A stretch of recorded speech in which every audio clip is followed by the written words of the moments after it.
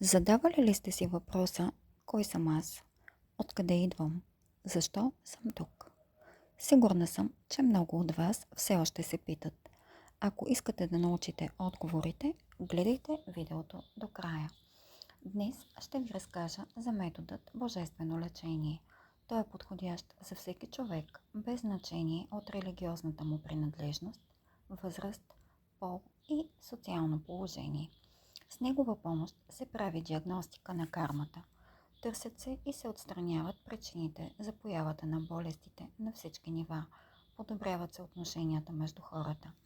Разкрива какви грешки сме допуснали в минали животи и как те ни се отразяват сега.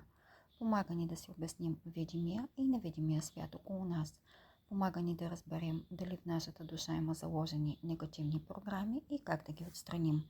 Помага ни да разберем с кои наши добродетели трябва да работим, за да постигнем духовно израстване. Дава ни отговор за произхода на нашата душа. Дава ни насока как да преминем през различни житейски ситуации. Помага ни да се справим с нашите слабости и зависимости. Ако и вие искате да получите отговор на всички тези въпроси, последвайте ни и се свържете с